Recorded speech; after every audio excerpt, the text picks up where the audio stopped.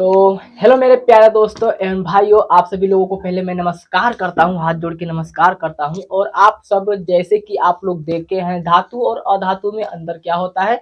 और ये class 10th का ये टॉपिक है। अगर आप कोई भी जगह टॉपिक पढ़ना चाहते हैं तो पढ़ सकते हैं। तो ये जो क्लास 10th का टॉपिक है ये यूपी बोर्ड यानी कि यूपी बोर्ड में पूछे जाने वाला ये टॉपिक है। और ये 2025 के तहत यानी कि इम्पोर्टेंट प्रश्न है, ये अवश्य पूछा जाएगा भाई। आप लोग देख लीजिएगा धातु और अधातु में अंतर यानी कि क्या होता है। सबसे पहले हम आपको ये बतलाएंगे धातु।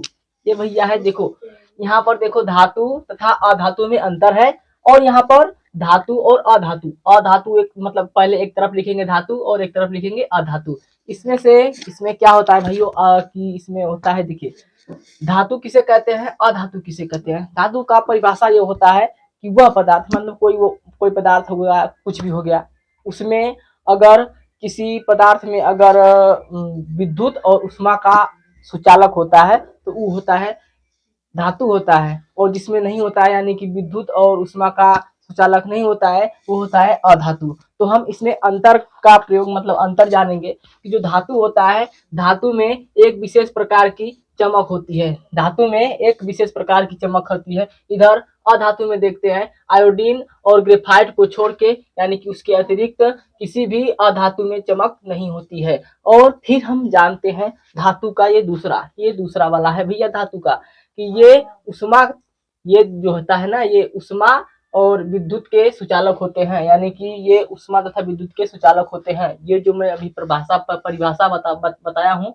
उष्मा और विद्युत के सुचालक होते हैं। और देखो ये देखो दूसरा में अधातु के गुण, यानी कि देखो ग्रेफाइट को छोड़कर सभी अधातुएं विद्युत की सुचालक होती हैं। यानी कि सभी मतलब कि सभी जो ग्रेफाइट को छोड़कर सभी धातु जो होती हैं वो विद्युत की कुचालक होती हैं। और हम बात करते हैं आगे बात करते हैं ये बात करते हैं आगे कि तीसरा पॉइंट है, यानी कि धातुओं को पीटने पर वह ध्वनि उत्पन्न करते हैं। धातु अगर आप पीटोगे तो वो ध्वनि उत्पन्न करेंगे, लेकिन अधातु में यहाँ पर अधातु में कुछ नहीं होता है। यानी कि देखो अधातु में कोई ध्वनि नहीं होती है। आप लोग देख लीजिएगा यहाँ पर कोई ध्वनि नहीं होती है। और यहाँ पर इसमें चौथा पॉइंट में क्या है, जो साधारण ताप पर पारे के अतिरिक्त सभी धातु जो होते हैं वो ठोस होते हैं। यानी कि पारा भी जो होता है वो धातु में आता है, लेकिन पारा का यहाँ पर देखो पारा क्या होता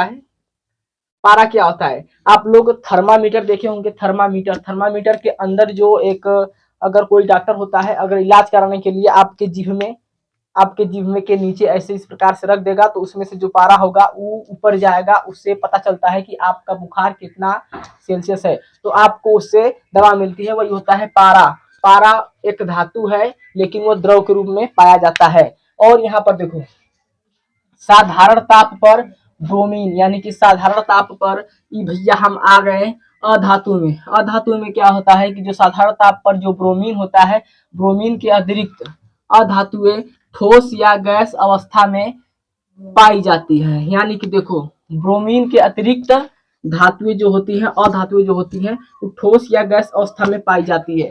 तो आप लोग इस प्रकार से ये लिख सकते हैं कि यहाँ पर अच्छा तरीके से किस प्रकार से आएगा। मैं हट जाता हूँ, आप लोग अगर चाहते हैं तो आप लोग स्क्रीनशॉट ले लीजिएगा भैया। तो मैं यहाँ पर हट जाता हूँ, आप लोग अच्छे तरीके से पढ़ लीजिएगा। और ये इम्पोर्टेंट होता है भाई, ये इम्पोर्टेंट होता है 2025 में ये आने वाला है, ये 2025 में आने वाला है भाई। कितना में, ये देखो 2025 में भैया बोर्ड में ये आने वाला है। आप लोग जान जाइएगा, अच्छे तरीके से पढ़ लीजिएगा धातु तथा अधातु में अंतर। अगर हमारा वीडियो आपको पसंद आता है तो आप लोग लाइक कीजिए, सब्सक्राइब कीजिए। धन्यवाद।